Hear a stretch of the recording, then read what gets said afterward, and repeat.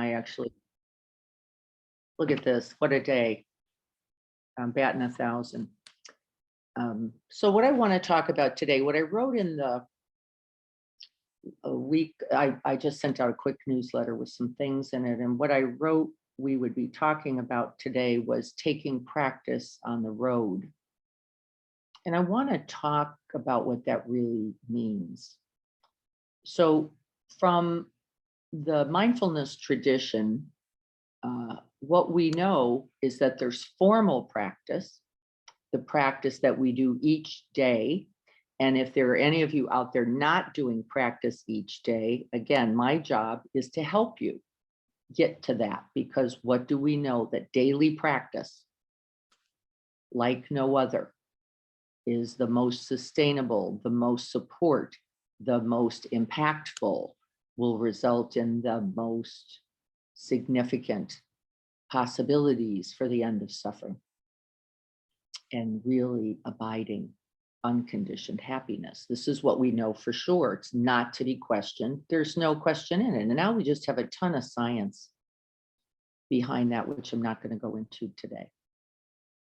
So formal practice, that number of minutes, and we've already set 60 breaths in our Sangha as our minimum contribution. So if you can't think about that as something that you do for yourself, think about it as something you offer the world. Something that you do every day, no matter what. The one unconditional thing you do that is going to be of benefit, that is going to be of service, that contributes something well beyond anything you can see, know, or imagine to a better, more peaceable, more present and conscious world. All right, 60 breaths a day. We've talked about this many times. I already know that there are some of you who don't get to those 60 breaths. I just want you to make the recommitment now. At the minimum, 60 breaths a day, no matter what. Good day, bad day, rainy day, sunny day. A day I like, a day I don't like, a day I'm busy. How many times have we used that? Way too many, right? And then there are some people who I know have very, very busy lives, who go from person to person, patient to patient, room to room, and practice every day. So none of us is going to be able to escape the reality that in this life, and then in dying, illness, aging, and at the time of death, we're going to need that, not only for ourselves, but for others. And so there's my commercial on daily practice, formal, committed daily practice. That doesn't always mean at the same time, though we know it helps. It doesn't always mean exactly like this, because of course, life in its ever-changing reality, right, brings what it brings. And that's what I want to talk about today. So taking practice on the road often is understood as all the other moments, every other moment, the other 23.75 moments maybe of your life, and how you're living it. Because if you're practicing every day, the truth is you cannot, will not live it the same way. I'm noticing then, as I talk about taking practice on the road, I'm noticing a very different experience with mourning, with grief, with anxiety, with a felt embodied sense of distress than I have actually ever experienced before. This is actually really good news. It's very unpleasant, I might add. I don't like it. I don't really want it. And I actually know enough now through the practice to stay open, allowing, receiving, receptive to whatever comes, right? To whatever comes. I'm spending a lot of time then on the road in those other 23 hours, naming, recognizing, opening, and breathing with. This is the essential practice for the whole of this life, one might say. Why? This is a question we often ask when things are already difficult. Wouldn't it be better to go play some golf or go watch a movie? And it doesn't mean that there aren't moments when those things are useful, valuable, and enjoyable, but we cannot distract from the realities of impermanence, from the realities of the empty nature, the fact that we are completely interconnected and cannot count on anything other than what? Heir to our actions, born of our actions. And this is what we train for. That even in the most difficult moments, by the way, me being somewhat surprised by this, because I lost a father, for example, I lost a brother. These were very, very important people in my life. And I didn't experience grief, this everyday grief, in quite the same way. I didn't live with them for 4 years. I didn't get up every day with them and tuck them in at night. And I didn't have a husband who was doing that. Jim, who was the person who I'm referring to, my father-in-law,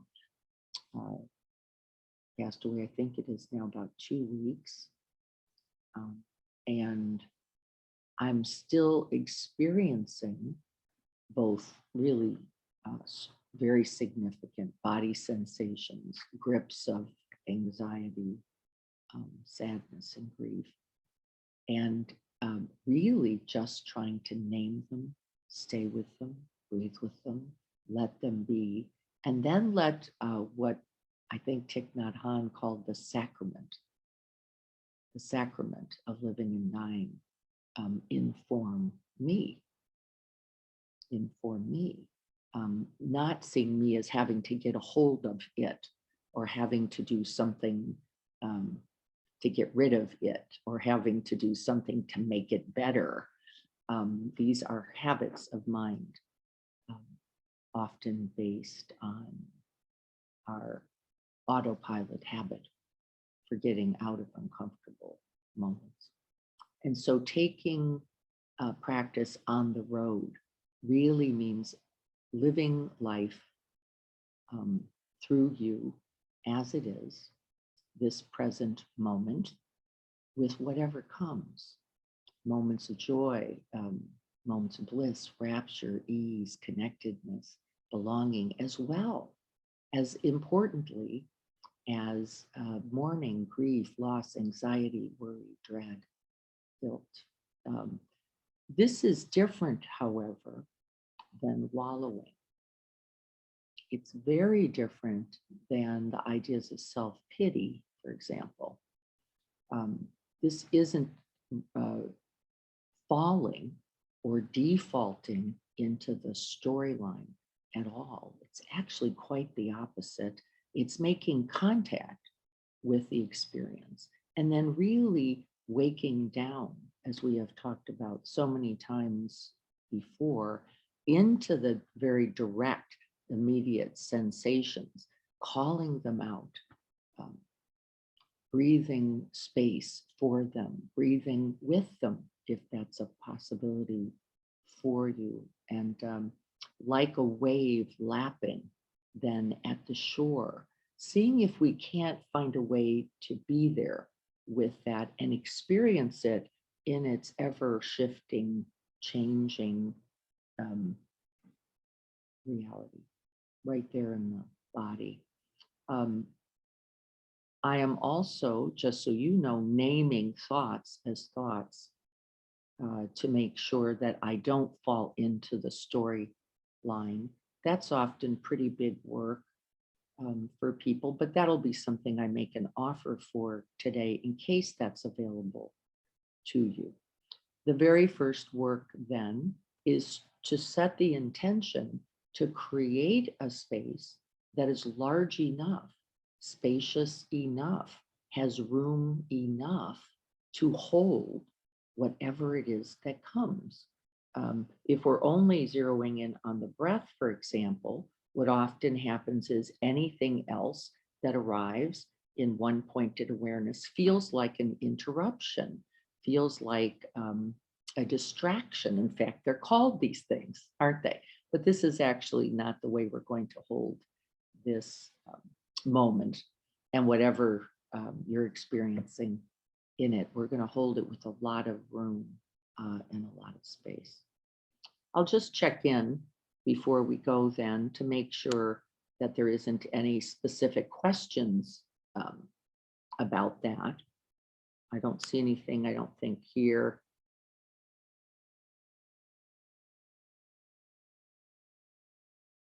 I think we're all good. Thank you, Jim, for posting that Donna link.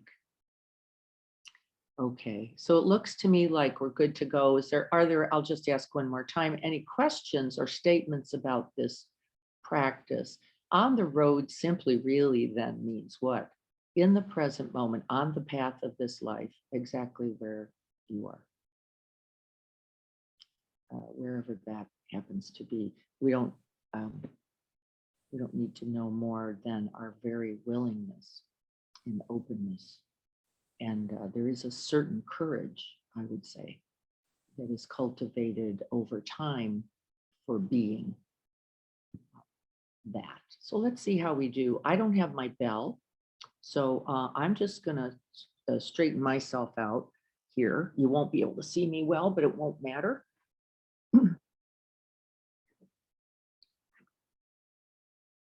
Here in Santa Barbara at the Beachside Inn.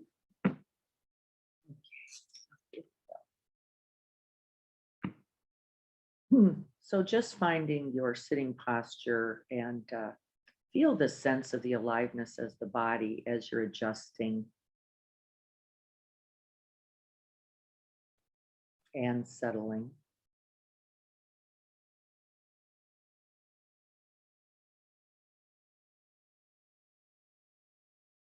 Feeling the sense of the feet in contact with the floor, the bed, the mat. And as we breathe up, we invite the attention to move upward into the area of the ankles, the legs.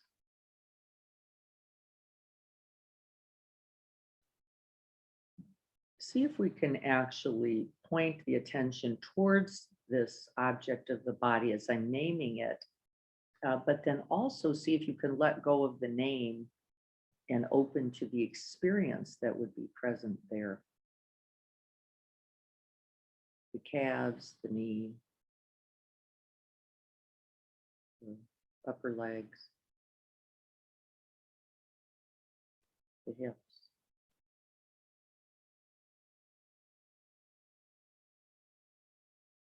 We just notice with the release of the out breath how the weight of the body settles.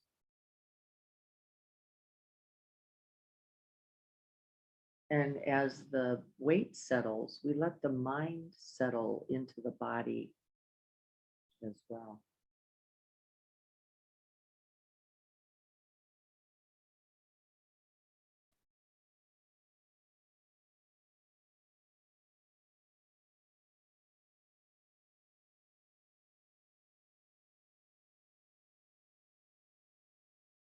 As we breathe in, letting the attention move up from the hips into the back, the shoulders,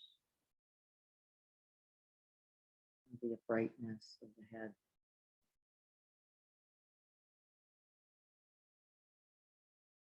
The top of the head.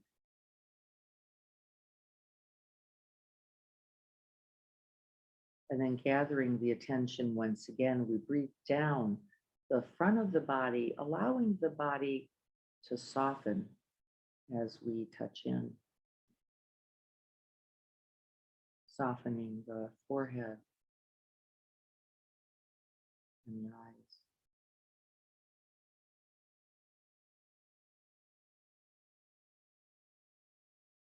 The cheeks, the jaw.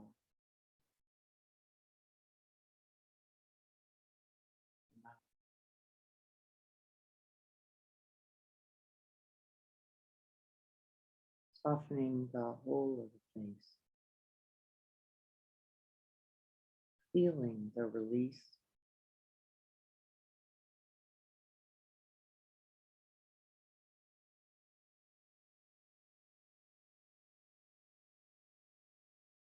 taking a big in breath, breathing down beyond the face into the throat, collarbone, front of the shoulders, the arms,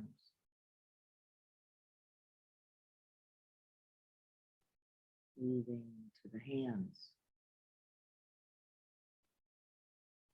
feeling the aliveness of the hands.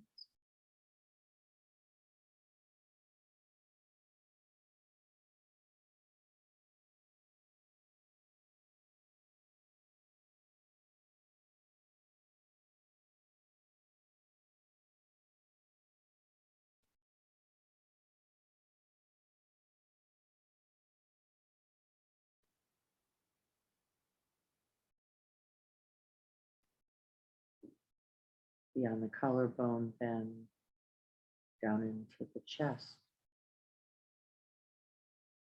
lungs, the heart, feeling the expanding and contracting nature of the lungs.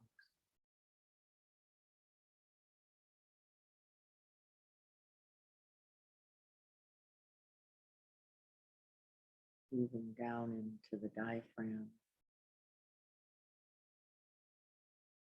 belly, the abdomen, letting the whole of the front of the body release and soften with the out breath.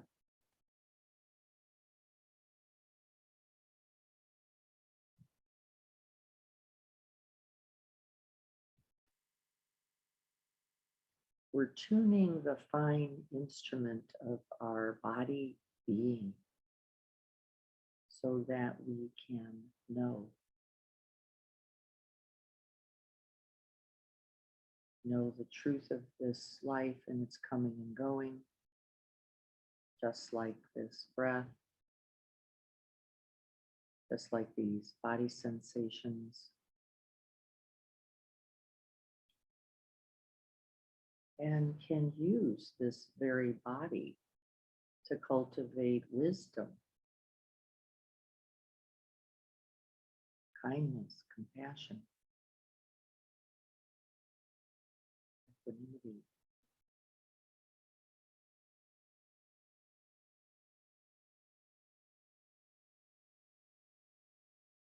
And then we notice that this whole body being sitting here is breathing.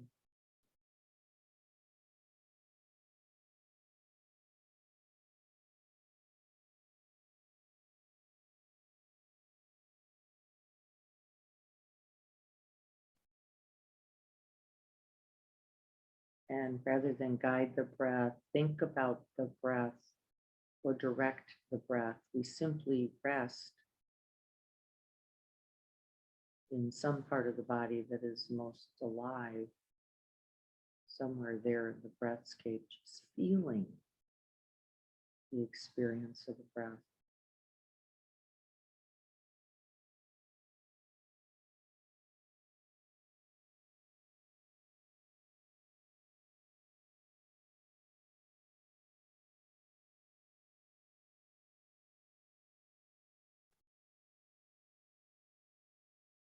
And now that we have gathered ourselves together, sutured ourselves together for a moment into greater wholeness and presence, this is where we then offer the benefits and the merits of this practice. Whatever comes, may we offer this to the end of suffering and the realization of happiness and freedom.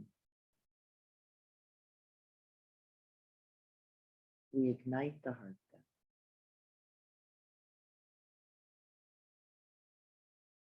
We have filled the vessel with presence. And then we ignite the flame, the bodhicitta heart, the one that wishes for the end of suffering,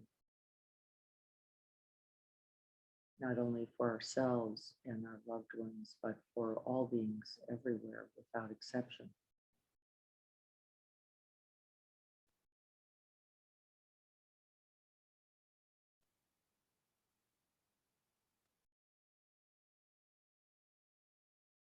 And if you notice that the attention shifts from the breath and the body as a whole to that area of the heart space, that's just fine. That's wonderful.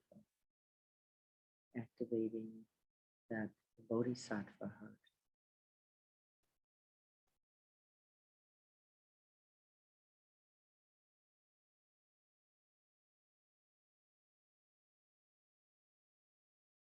So we've prepared for the trip. We've prepared for the journey of this life.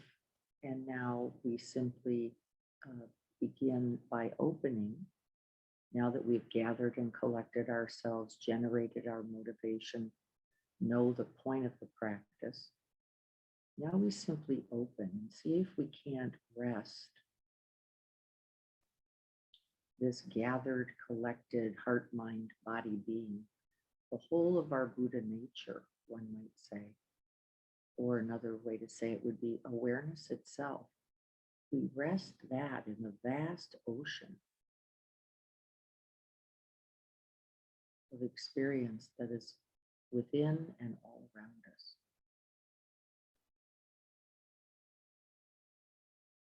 Let's do that first by opening to sound. And see if we can let sound be like the waves in that ocean.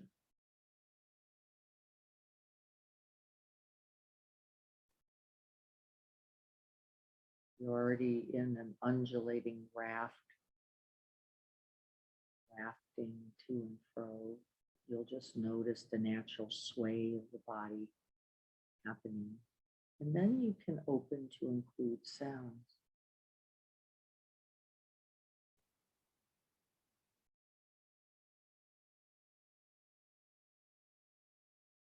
The sound of my voice, the sound of the fan, the clock, the birds, the dogs, maybe others in conversation, maybe even distant sounds.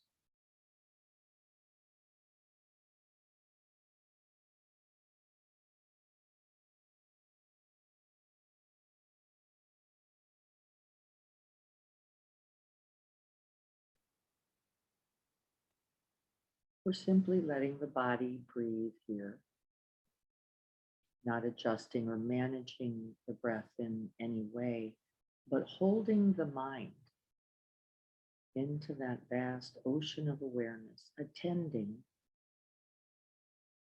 one wave at a time.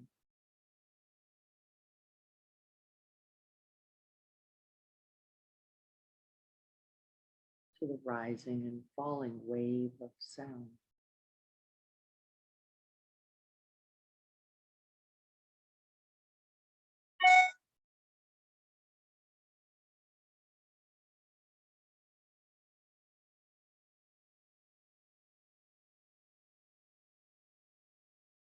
Sounds that are high and low, close and far. Sounds that we like and sounds that we don't like. See if we can bring that stable, open, receptive mind to whatever sound is arising.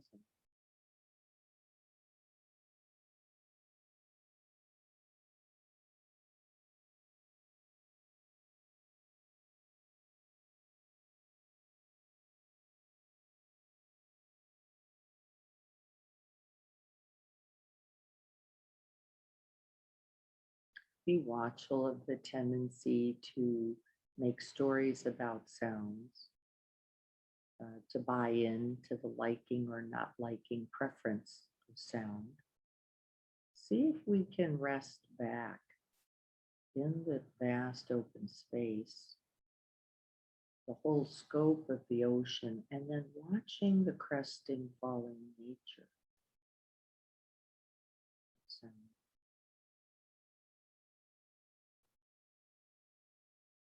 And attending as well to the silence, to the stillness,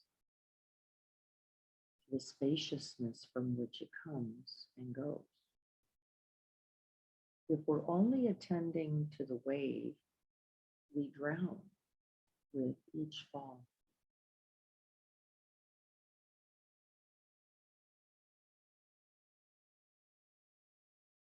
And are then born again with each crest. Rather than place ourselves there, we rest in that vast ocean of silence and stillness. And then the coming and going becomes workable.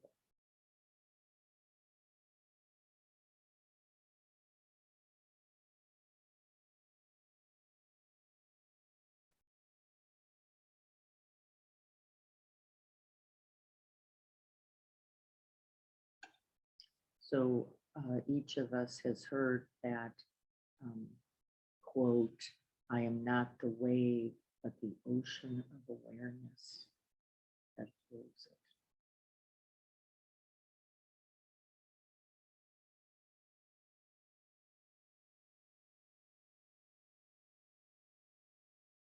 I am not this breath that comes and goes, but that which is incarnated, that which is given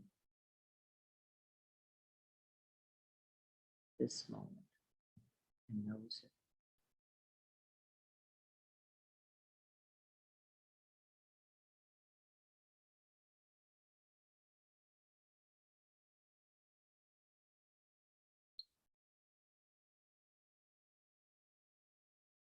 This is the deep listening that goes fairly quickly beyond sound into the truth of existence.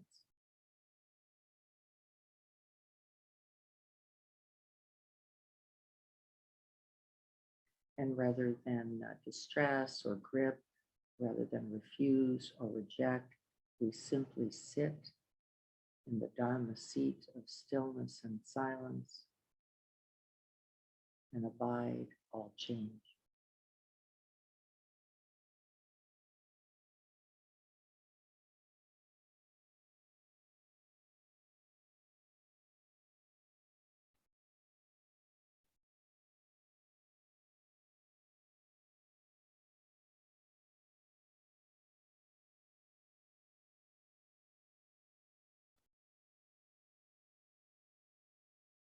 We let more than the ears hear. We see into the true nature of all of life right here as we experience sound.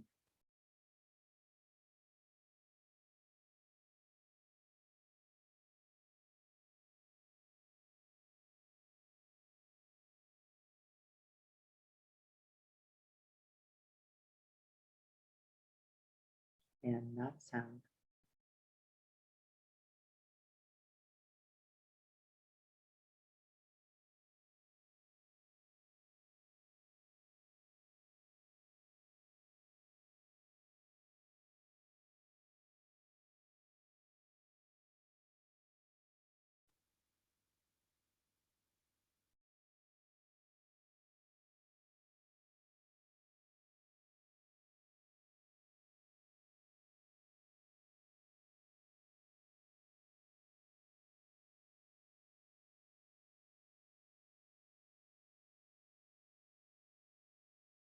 And once we have created that felt sense, it's really important, that felt sense of spaciousness, of boundlessness, of open space, of no gripping or clinging.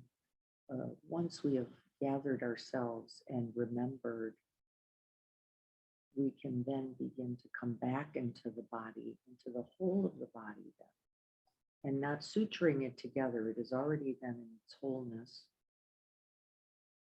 And in that wholeness then can we make contact with sensation. And just noticing where you notice sensation most prominently. There may not be a particularly cymbal clanging sensation, so then just pick something that's available to you. Remember, we can place attention in the wave, but hold the whole of the ocean in awareness. I'm going to just pick my hands because they're pretty available.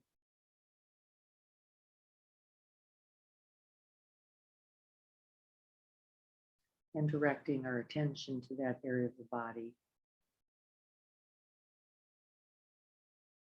Once again, keeping that wide, vast, open, and boundless awareness present, we can just then feel the hands and the wave of sensation that appears and disappears in the area of the hands.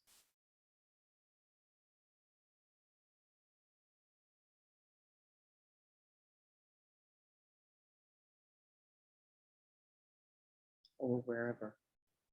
I'm just noticing a kind of clamminess, a dampness, a moisture on the back of my hands.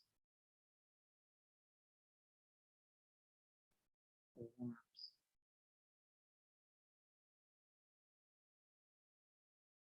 I'm noticing the softness of the skin.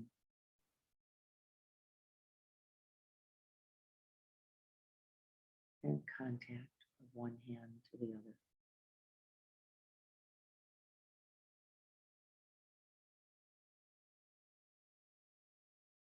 I feel the weight of the hands.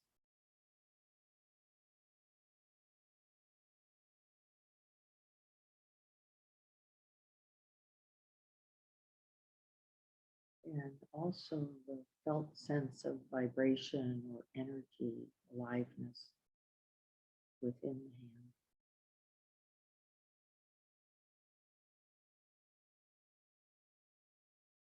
Coolness, a cool breeze on the hands.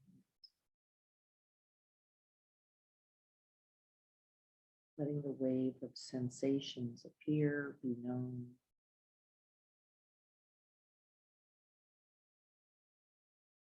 and fade away as they will.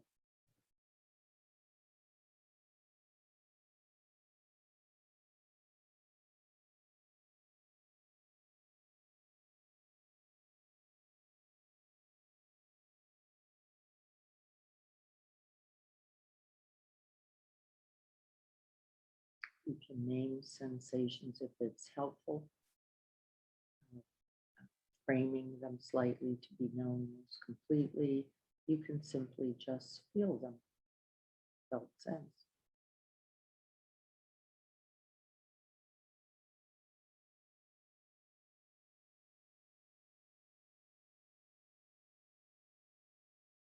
Don't grip onto the hands. Don't lose the contact with that ocean of awareness that is available well beyond and into the hands. The hands are just one of the moments of wave.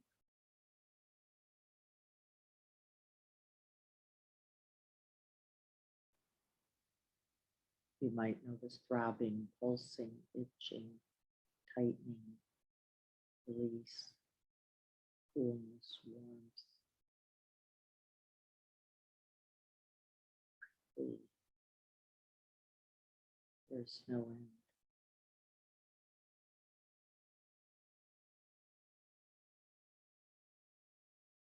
But create enough space, widen the lens sufficiently so that you don't get caught in the sensation, but can hold it in awareness.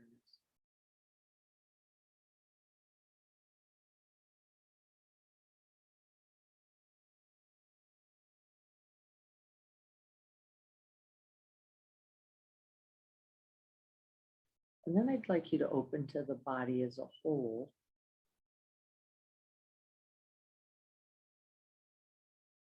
once again, and letting the whole of the body wave, a more global sense of this body sitting here.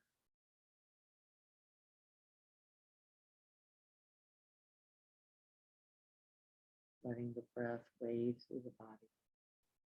Little mini body scans happening with each in and out breath. Seeing how we are as a whole.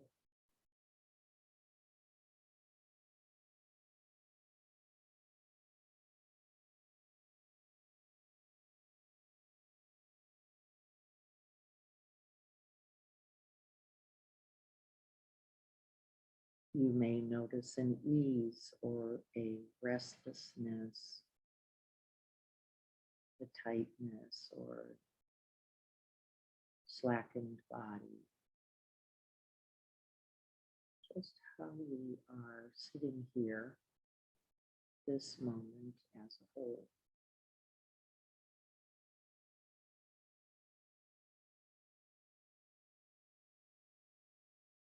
And of course, as we know, that can change slightly and will change breath by breath.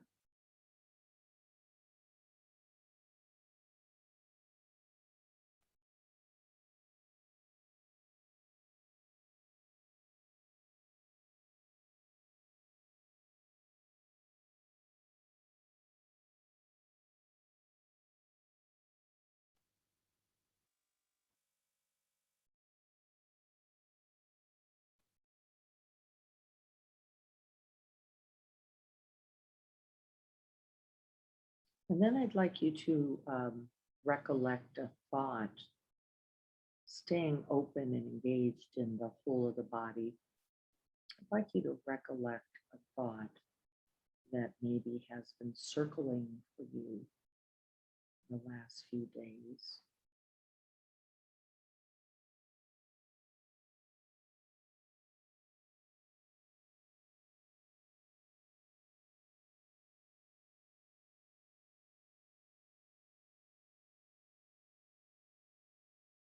And I would say my thought is something like, no matter who we are, this body ages, becomes ill, and dies.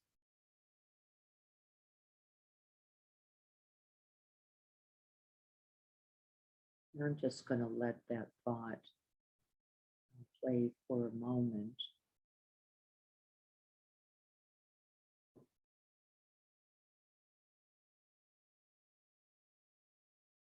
You might have a simple thought like, life is hard, this is hard, I can't do this, why not, or why this.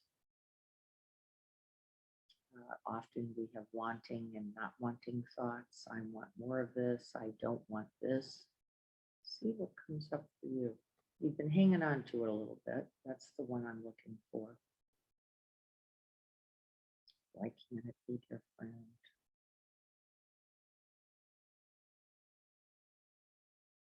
Why is it this way?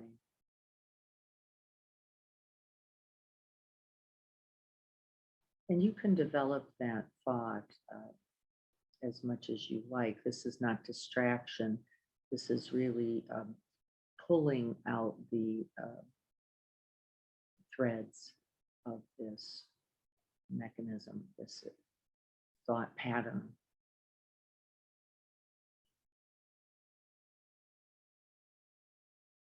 And I have some imagery that comes to mind when I think this. I also have some additional associated thoughts that come. Jim used to say, as did my dad, aging is not for sissies. And I'm recognizing the truth of that.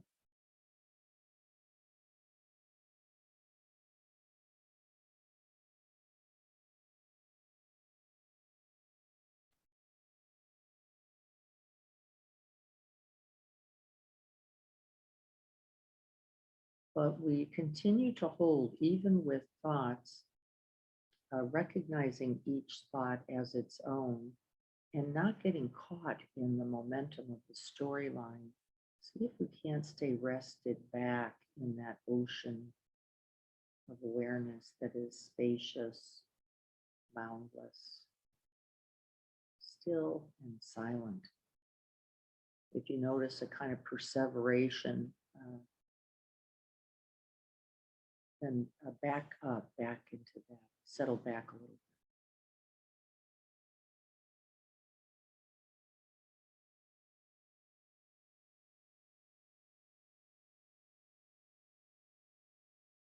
When thoughts get away from us, there's a kind of a quality like popcorn popping. A word that I'm trying to recollect, I think it's papajana, pop, pop, pop. Uh, they just keep coming and they get away from us. We end up caught in the default. And so we come back to the body, back to the breath.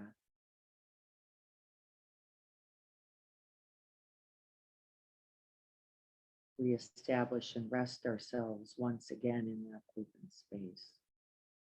That may become necessary a few times. Sometimes we miss the thoughts altogether and just notice the nature of the body to begin to go into grip or restlessness, agitation, or numbness, even can do all versions of this. And see if once you notice that you come back again. Just means the mind got a little in front of us. Come back, ground into the body. Find the feet, the seat, and the hands.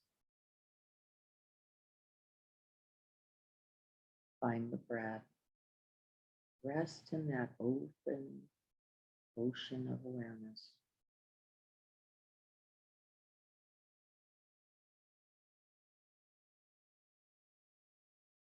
And then when you're ready, begin again.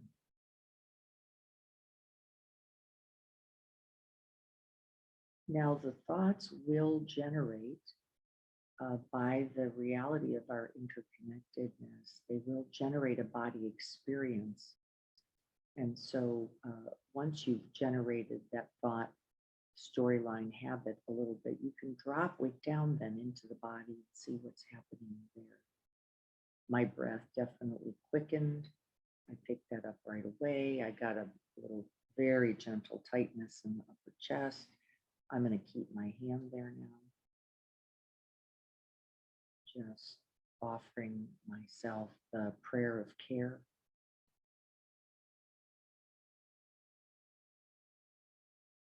Remember, I'm not trying to undo, redo, fix, change anything. I'm just saying I am noticing this and I care.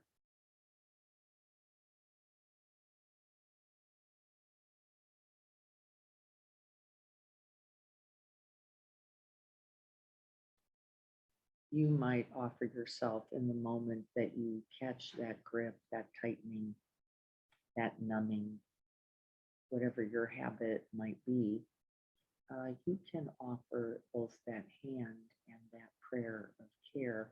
And I've actually asked that people practice that by finding a particular phrase.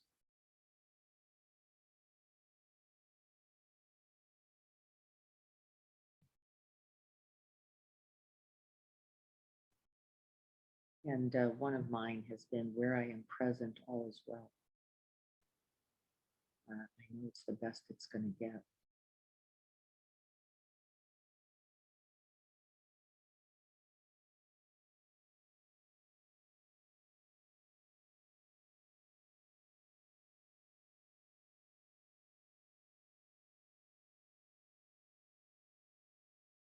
We can let the thoughts happen as we recognize them, and then at some point wake down. We often get an awakened body, feeling the sense of the body, the mirror of the mind is the body itself, and vice versa.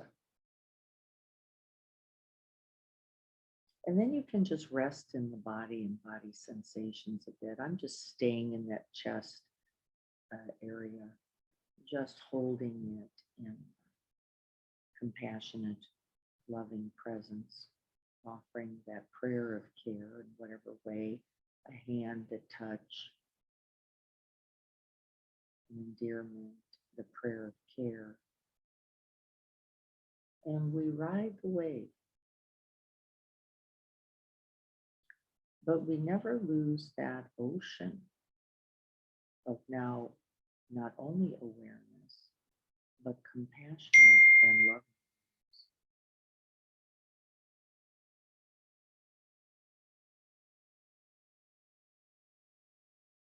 Can we breathe with, be with, stay with, create space for ourselves on the road here, exactly as we are in this breath?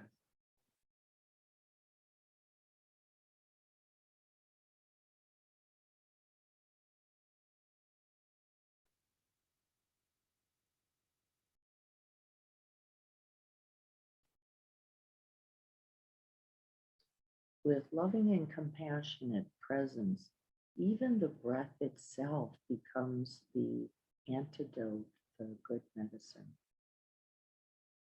We breathe right into that area of the body, bringing that loving presence.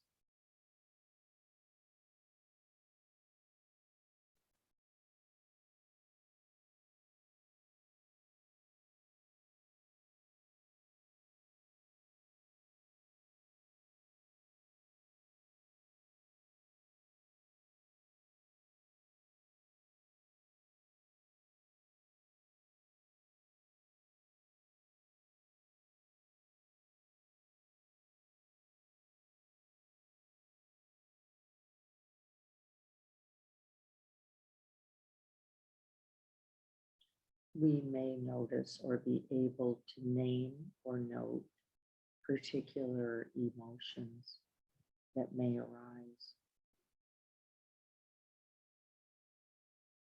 I don't look for that. I just let it come when it comes, but I stay open to that possibility. And then if it comes, we can name that also if it's useful: worry, dread, anxiety, distress, disappointment, wanting, judging, opening, offering, whatever's happening.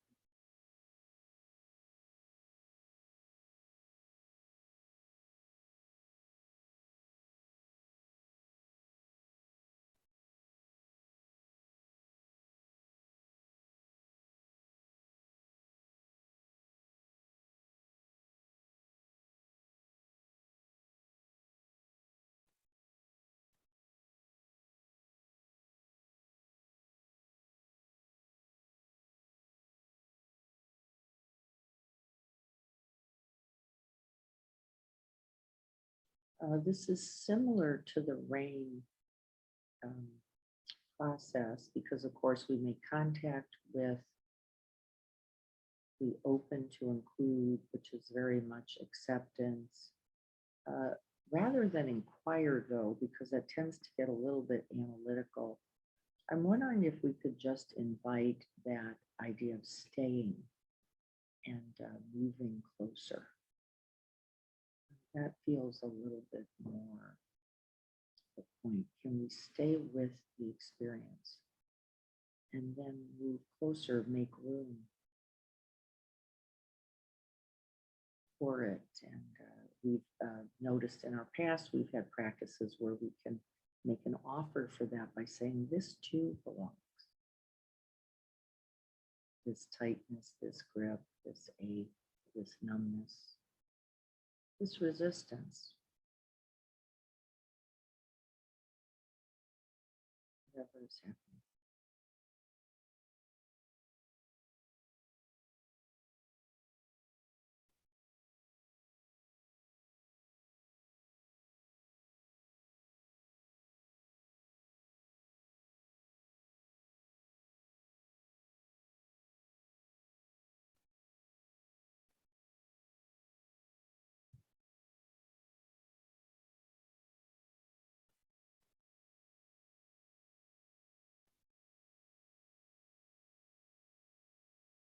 Can we let the heartache or the heartbreak or the distress happen without falling apart? Can we stay in that ocean of awareness that has no seams, it has no parts, it is in its wholeness completely and can hold everything?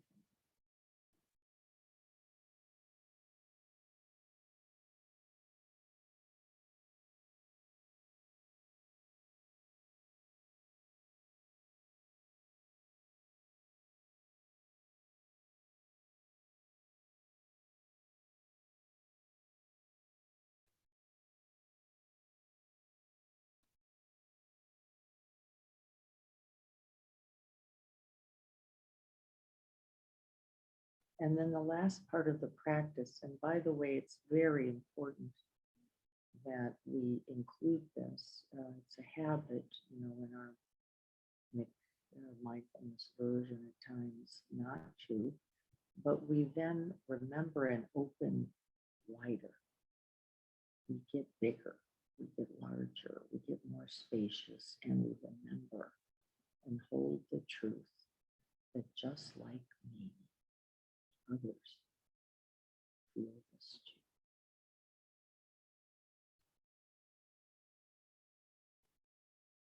And we breathe and hold and open for us all.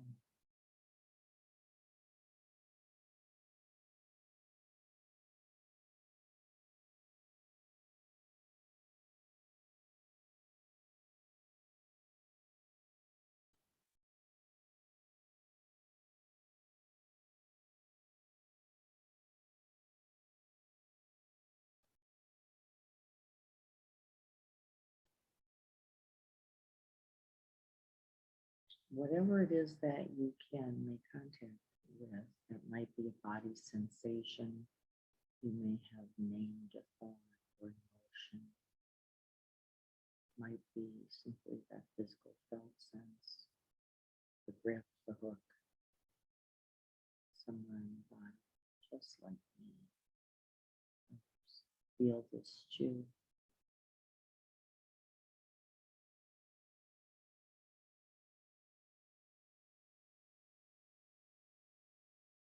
And then we offer that prayer of care to us all.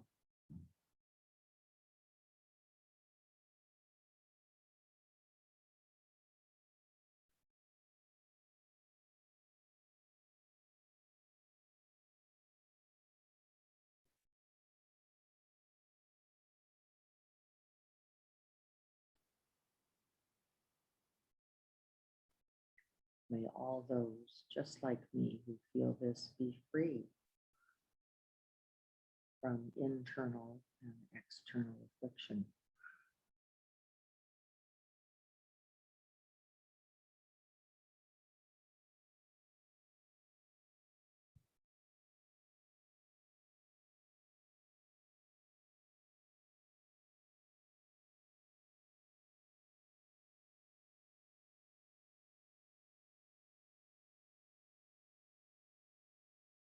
And then we let go of all form. We let go of the body, we let go of the thoughts, we let go of emotions, sensations, images. We just rest in that vast, open ocean where everything dissolves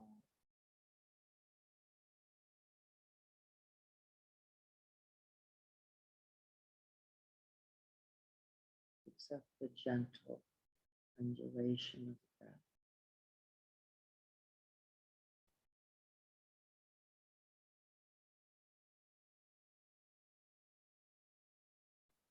The impulse of life being lived through you.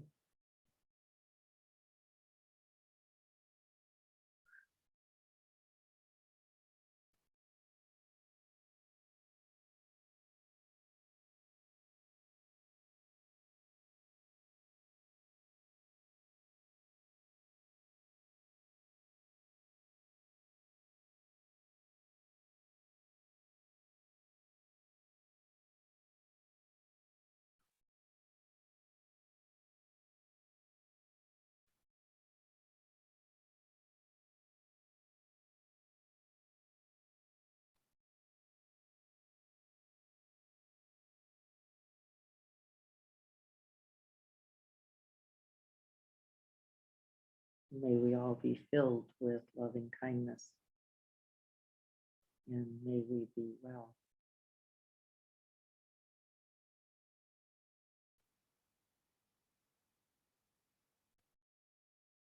May we be peaceful and at ease, and may we be happy.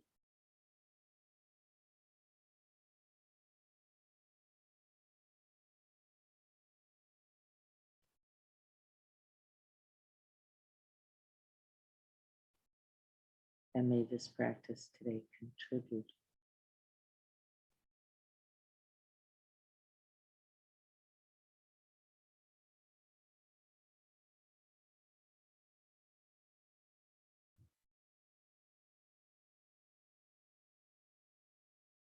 And since I don't have a bell, we'll just begin slowly to expand beyond that felt sense of the breath, moving out to include sounds.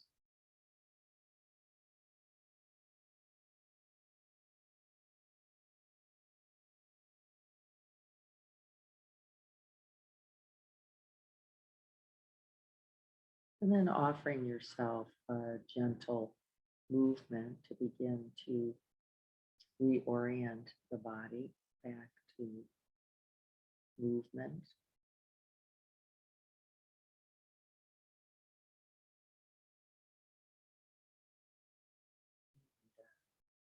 That wakefulness.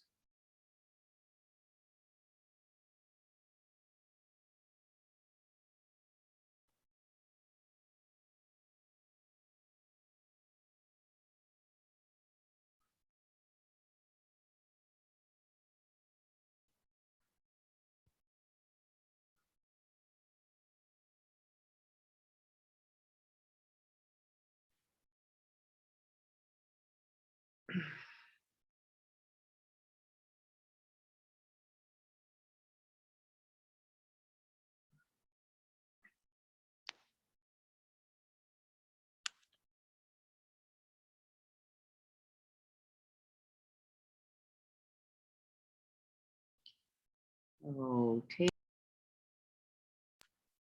practice on the road means being awake every moment, doesn't it? Being awake every moment, whether you like it or you don't like it, whether it's what you wanted or you didn't want, and seeing if we could at least begin by creating a space for it rather than so quickly and habitually moving into getting rid of it or getting better or improving something at all. Can we first abide? Because that will inform us in ways that are essential. And then also instruct us, by the way, for how we might then choose to respond rather than just react.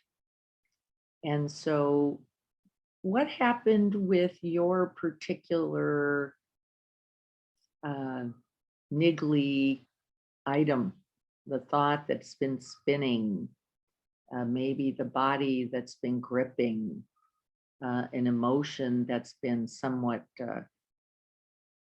contracting or painful or at least unpleasant? What did you notice happened once you created space, room, and that compassionate presence? My husband's in the room with me here and he fell asleep. So what he's doing is snoring gently right now. And I just think that's delightful, by the way. So what he did was relax so much that he literally, since he's lying, went back to sleep. And of course, that's not a problem. It's just also knowing what's happening. So let's hear from the community. What happened with your experience that's been thorny or has its hook, as Pema says, for us. Let's see here, Allie. Good morning, Allie. Yes. Al, thank you very much, Allie. Yeah, the experience is going to be all of ours, isn't it? It's not my experience. It's the experience of grief. It will have whatever manifestations it has, right? I have to say, I think probably in the first real experience with grief that I had, which was my brother, who died now a lot of years ago. Gosh, I think it's going to be 11. Wow, seems impossible to me. I think I was numb. I think there was a lot of numbness for quite a while. And that's just what that was. I couldn't make it happen, right? I was just like, wow, this is amazing. There's not too much happening. Well, there was not much that I was aware was happening because it was likely so big for me and so painful that I simply numbed it. And so numbed it, I didn't even know I numbed it, though I kept watching. Like, wow, still, it's amazing. So, right, we have to be so watchful not to expect experience to come in a certain way, to look like a certain thing. And I think we have to be particularly watchful that we don't buy in to these cultural contexts. I think we all get caught in that go, if you've got a good practice, nothing hurts. What? That's spiritual bypassing at its worst. If you really got to practice, everything's just flatlined. No, it isn't. That's not the truth of this life. Pain is pain. Loss is loss. Grief is grief. We don't even have to try to make it something else. In fact, this practice says to the extent that you can let them be as they are, they will be your best teachers.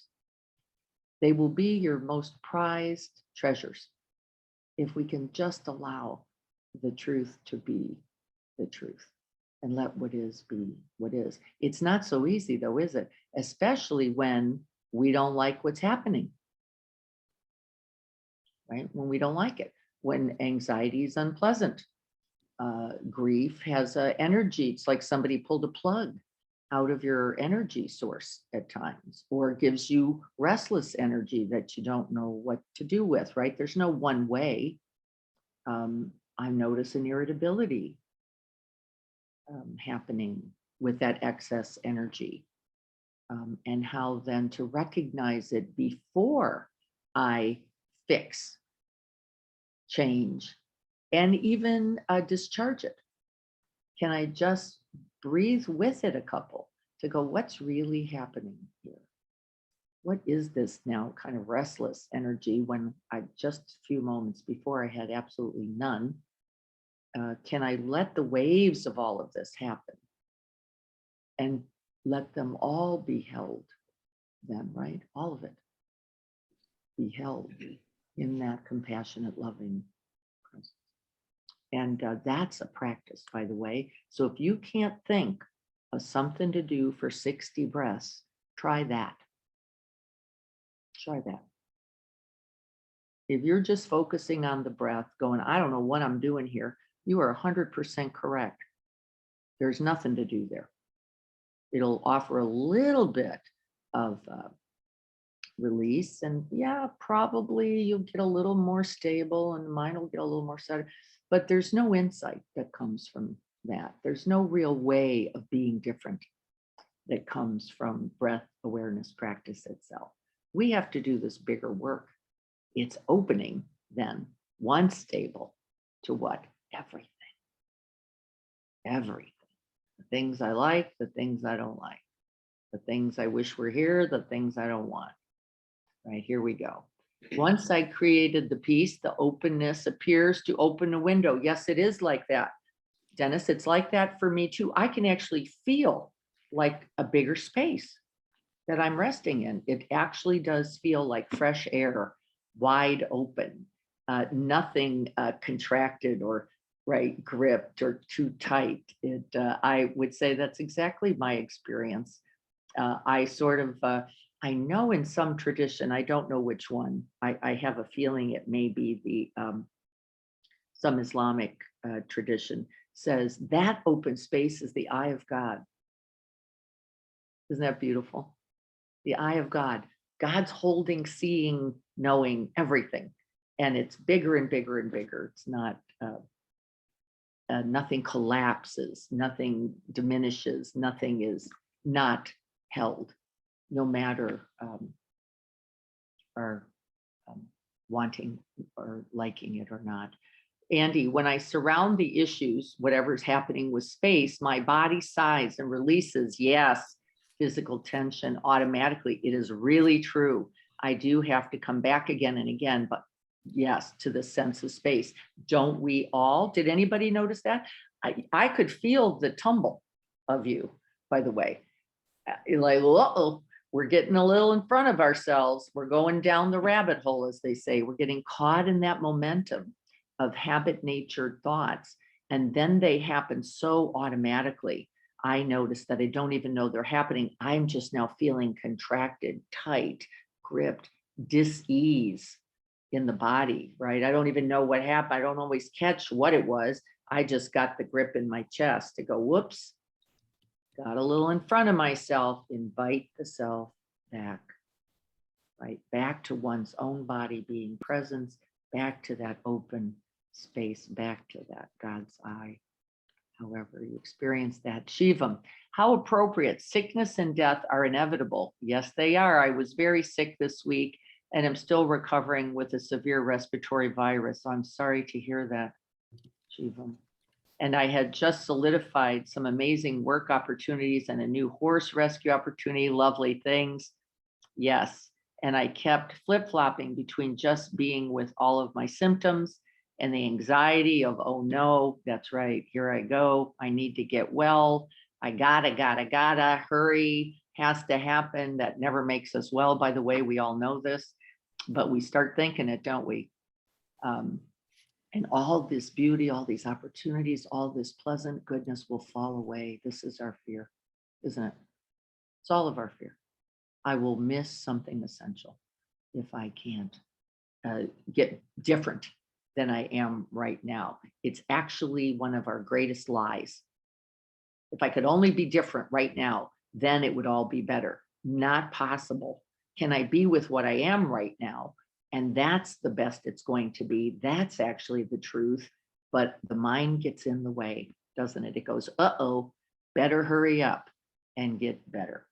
Better hurry up and lose that weight. Better hurry up and fix that knee. Better hurry up and get to the whatever we're doing. All the hurry is the seeking, grasping, clinging mind.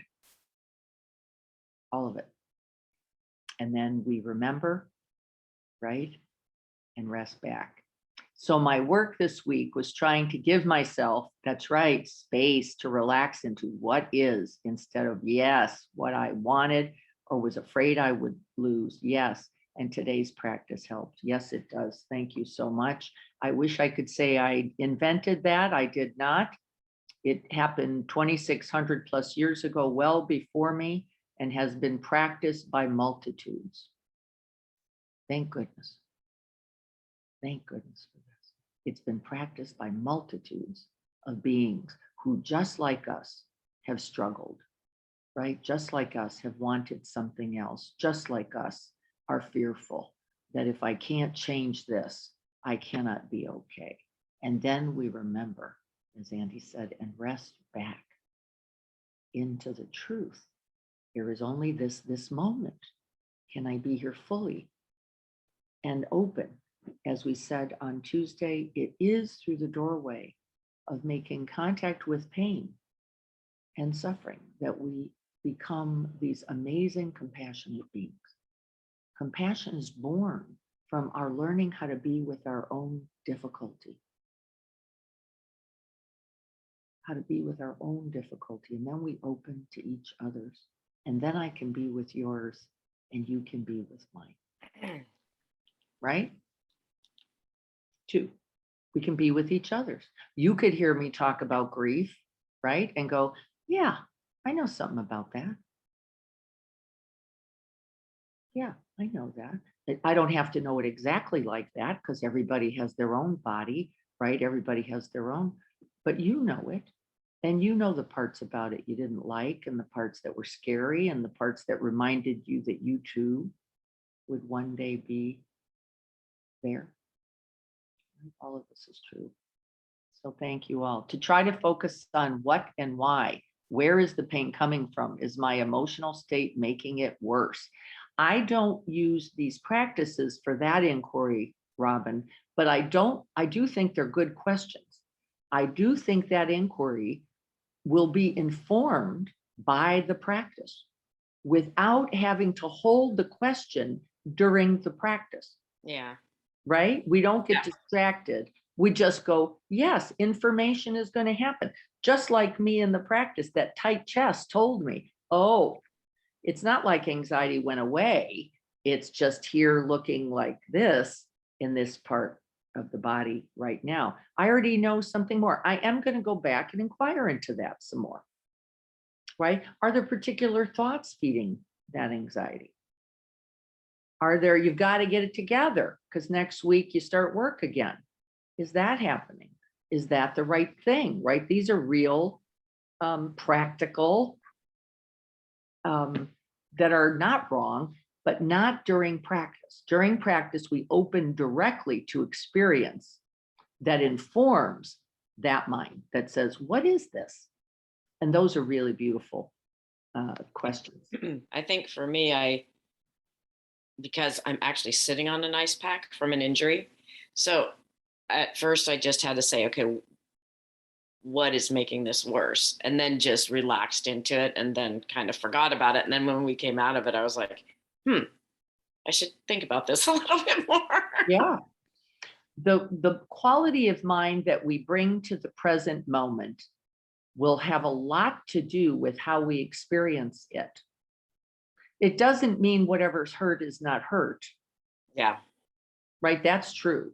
The pain that's there is the pain that's there. We also know, and you're an expert in this, so you know especially, that the resistance, the not wanting, the wanting something else, the questioning, how did this happen to me? Or why does it keep happening to me? Or, it shouldn't be happening to me, will certainly, with certainty, worsen the pain. Yes, it will. Absolutely. So it's a brilliant move to go, how am I feeding what is already unpleasant with should or shouldn't, would or wouldn't, want it, don't, blah, blah, blah, the storylines that also come along.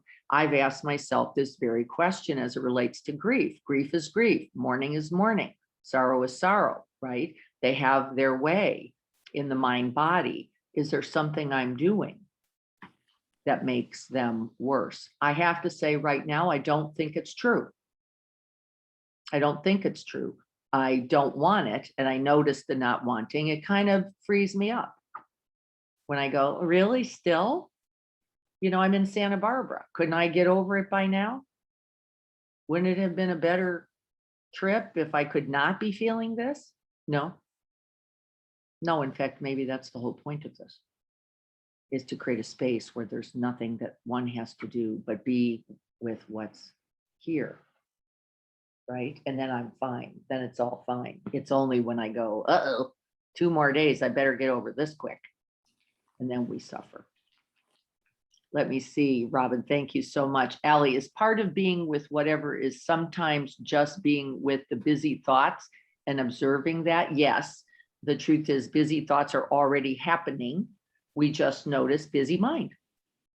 We name it, or distracted mind, or judging mind, or not wanting and wanting mind. Those are 2 of my personal favorites because I have a subtle way of going, well, now that I've seen it, it should go away. And I know I have a little tendency for that. Like, okay, recognize, free, Should be gone now. Why is it still here? Wait a minute. How come it's still doing what it's doing? Well, I'll see it again and then it'll go away some more. No. Sometimes busy mind, busy mind, busy mind, busy mind. That's all that there is for those moments. We're just caught in a little rock tumbler of mind. And can we just be with that and create space and room for that and not mistake ourselves as that busy mind? But in fact, which one? The one that holds the busy mind, but is unmoved. Isn't that amazing? The one that is unmoved in all that busyness, that open space that is always simply still and silent. It does not move with that mind. And we have to rest back into that, as so many people are naming. I saw it, whoop, got tumbled in it, and then whoops, get back here. Rest back, settle back. Some people have to begin right in the body grounding. Some people can rest back into open space. Both are correct. There's no one better than the other. Sometimes I've just got to feel my feet on the ground. I don't have any hope for open space. I am lost. So where do I start? Right at my feet. Whew, right back in the feet. Can I feel my feet? Yes, I can. I name sensations there. Get me back in my feet, then get me in my knees, then get me back just like we did at the beginning. Right? And sometimes don't we have to do that for the entire practice? 60 breaths, 6,000 breaths, 60,000 breaths. Doesn't matter, does it? We got to do it. This is the practice. Stabilize and be with, stabilize and be here, stabilize and open, stabilize and open, and offer oneself the prayer of care. See, if you can offer that, no matter what else is true, you're okay. You're okay. If you can get to that without just being caught in the tumble, I don't care what else is happening, you're going to be okay. You have offered yourself, and that prayer of care, and it makes the difference.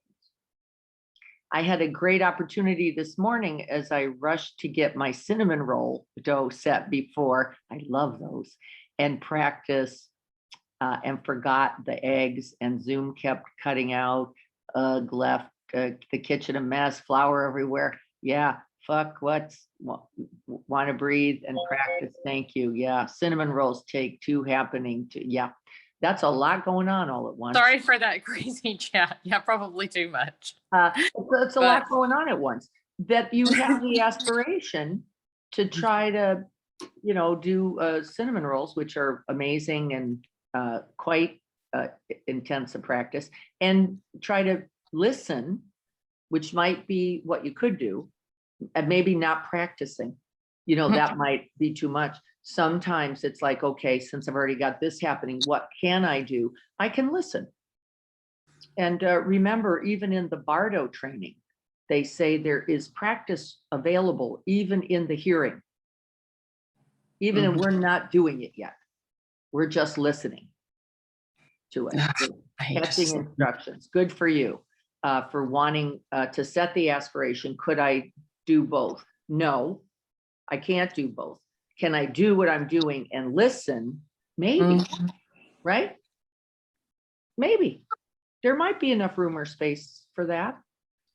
Keep playing with that. That'll be interesting to see. I'm sorry that it looks like the technologies didn't help you so much either today. Yeah, I think the point was, though, that I kind of stopped and just said, screw it.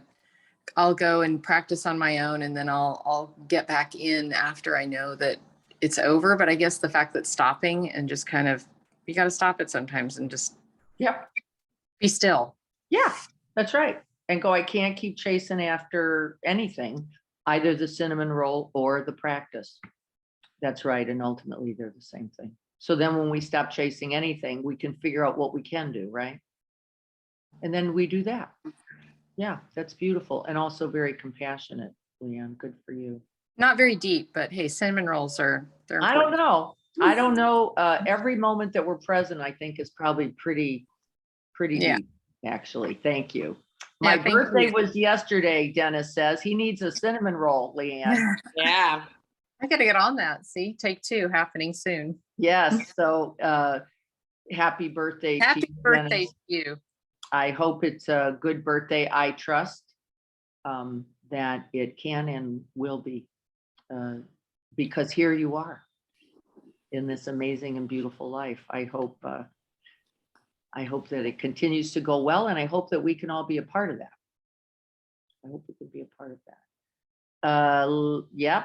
I love the prayer of care. Yeah, I remember when we were talking about prayer the other day, I wanted to add that to give us a sense of what we're really talking about, since we're not talking about praying to, but prayer is an offering.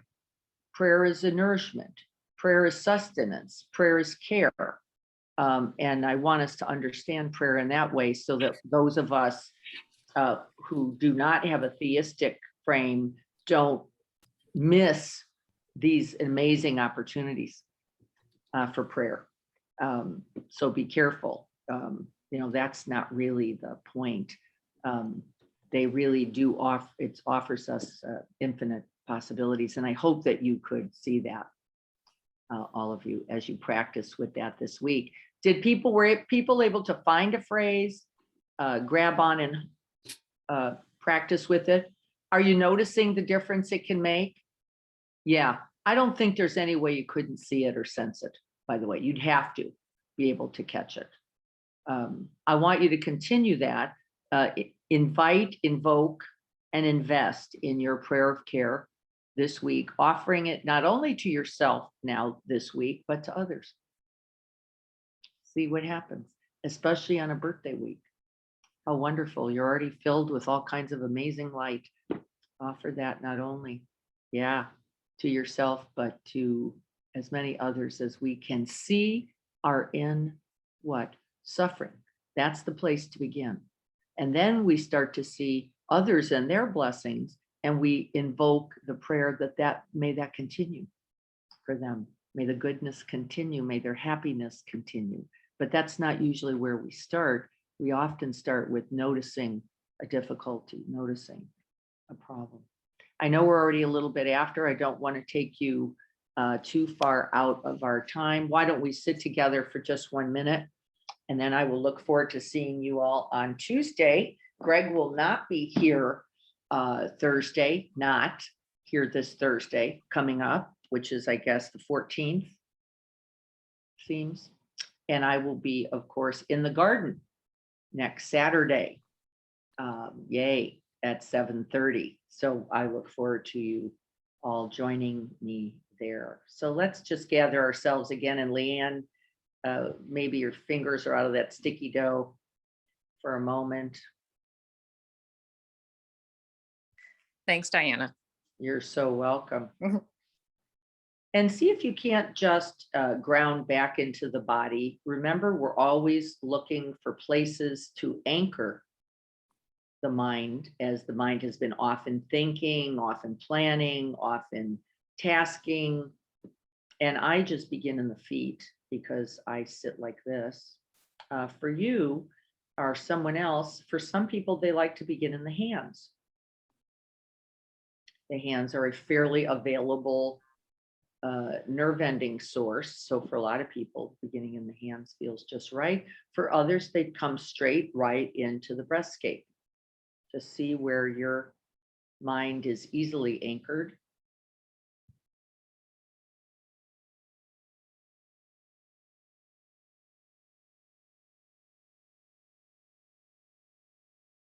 We can let the breath sweep the body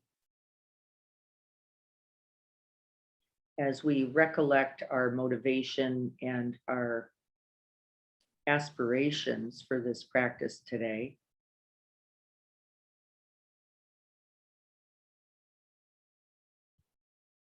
May we gather the benefits of this practice today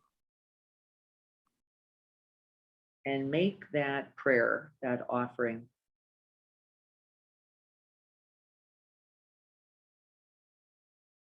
may we shine the light of love, compassion, equanimity, wisdom, patience, kindness. May we shine that in all directions. touching in particular those in need.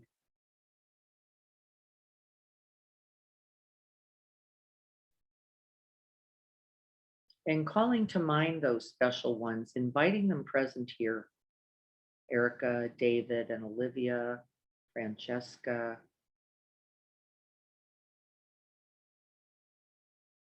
Naming those. And being sure to name yourself.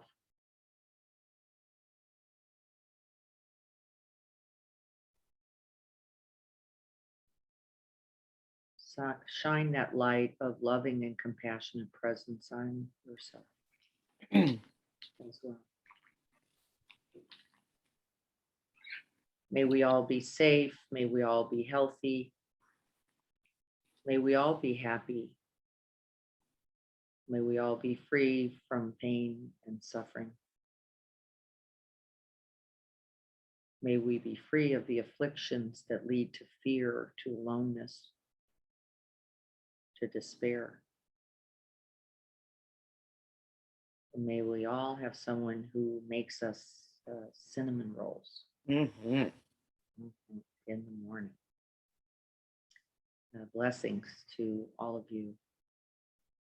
Thank you today for this practice. I look forward to seeing you on Tuesday. We're going to be talking on Tuesday about the book that we're going to be starting soon called A Whole Life Path. It's a beautiful book by Gregory Kramer. And I'm just going to be talking a little bit about that. We're not going to be starting the book yet, but I look forward to doing that with you and look forward to seeing you next Saturday in the garden, everyone. It's going to be, I think, a gorgeous day here in Santa Barbara. I hope it's beautiful there as well. Yay, glad to hear it.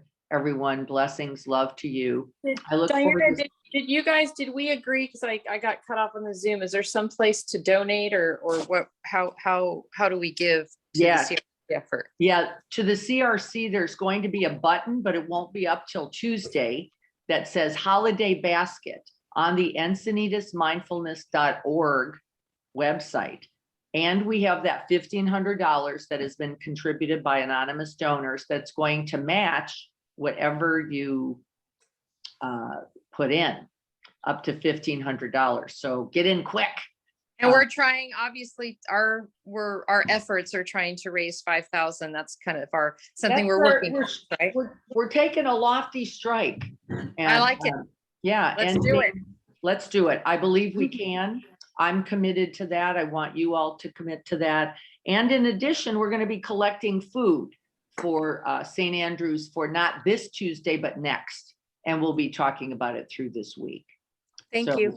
Everyone be well. Blessings to you all. Have a beautiful day. Thank you, Courtney. Wonderful to see you. Hope all is well.